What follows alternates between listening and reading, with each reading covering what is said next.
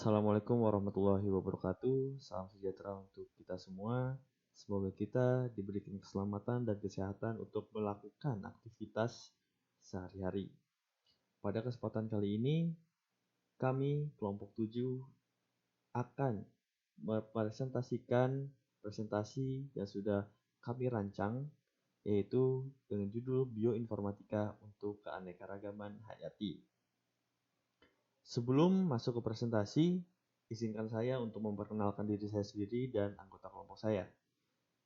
Saya Muhammad Farel Fauzan, bertindak sebagai ketua kelompok. Kemudian ada Raffi Alfanzah sebagai anggota kelompok, diikuti oleh Safira Raisa Rahmi. Kemudian ada Galih Nur Kanta Atmaja. Kemudian ada Safira Mekalovani dan Prisalo Luis Graciano. Selanjutnya, kita akan masuk ke materi yang pertama. Ini akan sedikit menjelaskan terkait sejarah dari bioinformatika untuk keanekaragaman hayati. Yang pertama, sejarah disiplin ilmu ini dimulai pada tahun 1970-an saat pertama kali diterapkannya komputerisasi database taksonomi. Lalu pada tahun 1990-an mulailah didirikan pusat-pusat penelitian bioinformatika untuk keanekaragaman hayati seperti Conabio di Meksiko, InBio di Costa Rica, dan North American Biodiversity Institute di Amerika. Lalu pada tahun 2001 didirikannya GBIF atau Global Biodiversity Information Facility. Terus pada September tahun 2000 US Journal mendedikasikan isu spesial terkait Biodiversity Informatics yang diterbitkan tahun 2004. Lalu pada tahun 2009, tepatnya bulan Juni, diadakan konferensi eBiosphere dan diterbitkannya jurnal BMC Bioinformatics. Dari eBiosphere tadi dihasilkanlah aktivitas-aktivitas terbaru seperti modeling tools baru, tools for data integration, approach to biodiversity infrastructure, approach to species identification, approach to mapping biodiversity, national and regional biodiversity database and network. Cukup sekian penjelasan terkait sejarah dari bioinformatika untuk keanekaragaman hayati. Terima kasih. Definisi. Pada definisi ini saya akan membahas apa itu keanekaragaman hayati dan apa itu bioinformatika dan kajian apa saja atau apa yang akan kita bahas di presentasi kali ini. Keanekaragaman hayati adalah kekayaan atau bentuk kehidupan di bumi, baik tumbuhan, hewan, mikroorganisme, genetika yang dikandungnya, ekosistem, dan juga proses ekologi yang dibangun menjadi lingkungan hidup. Mudahnya adalah semua aspek makhluk hidup atau kehidupan di bumi ini itulah yang disebut dengan keanekaragaman hayati. Bioinformatika. Bioinformatika ini adalah gabungan dari ilmu biologi dan ilmu teknik informasi, di mana bioinformatika ini didefinisikan sebagai aplikasi dari alat komputasi dan analisa untuk menangkap dan menginterpretasikan data-data biologi.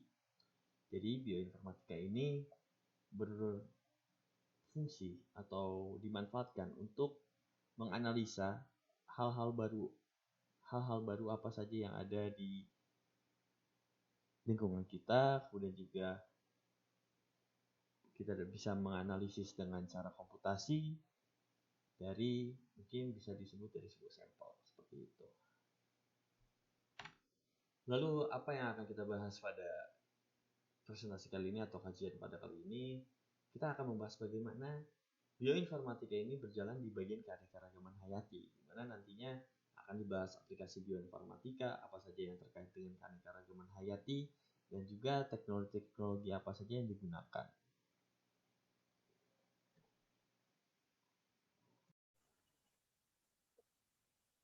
Selanjutnya adalah aplikasi. Yang pertama adalah analisis ekspresi gen. merupakan usaha analisis suatu ekspresi suatu gen yang ditentukan dengan mengukur kadar mRNA. Contoh pemanfaatannya adalah analisis pada gen kanker payudara. Yang kedua adalah prediksi struktur protein. Merupakan usaha memprediksi struktur 3 dimensi protein berdasarkan sekuens asam aminonya. Digunakan dua metode, yakni metode protein komparatif dan metode de novo. Contoh pemanfaatannya adalah pemodelan protein pada influenza. Yang terakhir adalah model view controller dan object relational mapping. Model view controller atau MVC adalah sebuah konsep untuk mengenkapsulasi data bersama dengan pemrosesan, mengisolasi dari proses manipulasi, dan tampilan untuk direpresentasikan pada sebuah user interface. Sedangkan Object Relational Mapping atau OR Mapping merupakan sebuah teknik pemrograman yang menghubungkan SQL dengan konsep pemrograman berorientasi objek. Contoh pemanfaatannya adalah pengembangan sistem berbasis objek dalam mengatasi mismatch impedensi yang digunakan dalam relasi taksonomi tumbuhan.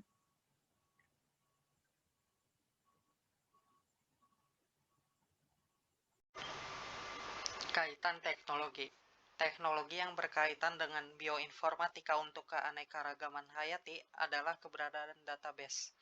Teknologi ini lahir atas inisiatif para ahli komputer berdasarkan artificial intelligence. Contoh perangkat lunak. BLAST merupakan perkakas bioinformatika yang berkaitan erat dengan penggunaan database. Salah satu algoritma yang mendasari kerja BLAST adalah penyejajaran sekuens yang merupakan proses pengaturan dua atau lebih sekuens sehingga persamaan sekuens-sekuens tersebut tampak nyata. BLAST adalah metode penyejajaran sekuens yang paling sering digunakan. Di sini saya akan menjelaskan mengenai analisis contoh kasus, salah satunya yaitu DNA rekombinan. Apa hubungannya dengan bioinformatika? Pangkalan data bioinformatika terhubungkan melalui internet yang memudahkan bagi para ilmuwan dalam mengumpulkan hasil sequencing ke dalam pangkalan data tersebut, serta memperoleh sekuens biologi sebagai bahan analisis. DNA rekombinan ini salah satunya berperan dalam pembuatan hormon insulin bagi penderita diabetes mellitus. Keuntungannya apa? Yang pertama, dapat mempercepat atau mempersingkat waktu pengerjaan. Yang kedua, dapat menghasilkan hormon insulin dalam jumlah yang banyak. Dan yang terakhir, juga dapat mengurangi biaya dalam pembuatannya. Nah, di sini saya akan menjelaskan proses DNA rekombinan untuk diabetes mellitus yang menghasilkan hormon. Di sini kita membutuhkan DNA donor, yaitu sel yang berasal dari Pulau Langerhans pankreas, dan juga kita membutuhkan plasmid dari bakteri E. coli. Plasmid ini akan diisolasi sehingga plasmidnya terbuka, dan juga DNA donor ini juga akan diisolasi dan membutuhkan bantuan dari enzim endonuklease restriksi untuk memutus rantaian dari DNA tersebut.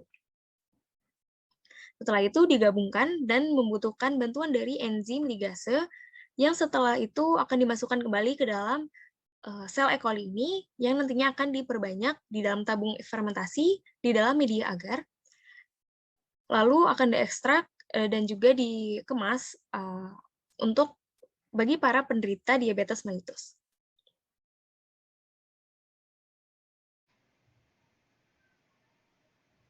Baik, untuk selanjutnya saya akan menjelaskan tentang penerapan lain dari DNA rekombinan yaitu vaksin dengan saya Brisaulus Graciano.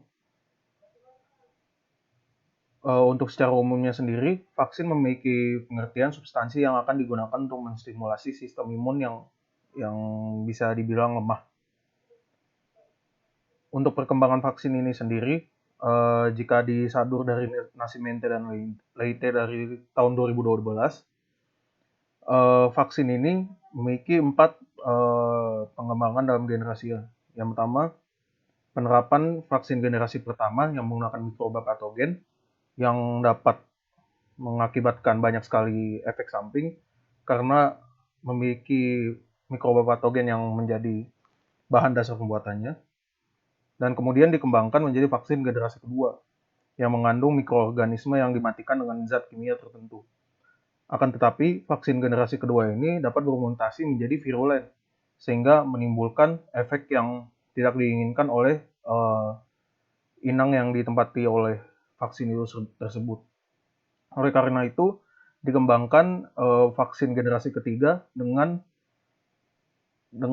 metode DNA rekombinan sehingga dinamai vaksin rekombinan subunit protein. DNA rekombinan ini dibuat untuk memproduksi fragmen antigenik dari mikroorganisme, yang mana fragmen antigenik ini sendiri adalah area dari antibodi yang terdiri dari satu domain konstan pada rantai berat dan satu domain variabel pada rantai ringan. Dari DNA rekombinan ini juga dikembangkan vaksin generasi keempat, yaitu vaksin DNA sebagai hasil dari. Selanjutnya, saya akan menjelaskan tentang vaksin subunit protein. Penerapan vaksin subunit protein ini sendiri menggunakan isolasi gen yang menyandi epitop. Epitop ini sendiri merupakan salah satu zat imunogen yang dibutuhkan dalam tubuh. Kemudian, subunit protein ini mengekspresikan gen di dalam sel inang sebagai dasar dikembangkannya vaksin subunit rekombinan. Manfaat dari vaksin subunit protein ini sendiri yaitu penginduksi imunitas yang tidak berefek samping, kemudian menghindari respon imun yang diinduksi bagian lain dari organisme patogen seperti pada generasi kedua, kemudian tidak patogen karena tidak bereplikasi dalam inang itu sendiri. Kemudian selanjutnya adalah vaksin DNA dengan penerapannya yaitu transfer DNA plasmid yang dapat memproduksi protein dengan percobaan dari Wolf pada tahun 1990 pada seekor mencit dan disuntikan DNA plasmid ini. Dengan hasil DNA plasmid ini dapat disandi oleh sekuen DNA dalam DNA plasmid tersebut sehingga DNA dapat menghasilkan protein yang dikendaki sesuai dengan sekuen DNA pada ekspresi protein tersebut. Manfaat-manfaat dari vaksin DNA ini sendiri tidak menyebabkan infeksi patogenik secara in vivo, kemudian tidak menyebabkan terbentuknya antibodi anti-DNA jika digunakan berkali-kali, kemudian memberikan kekebalan terhadap mikroba patogen intraselular. Untuk manfaat-manfaatnya yang lain, yaitu plasmid DNA dapat mudah dibuat kembali dengan jumlah yang besar dan dalam waktu yang lebih cepat.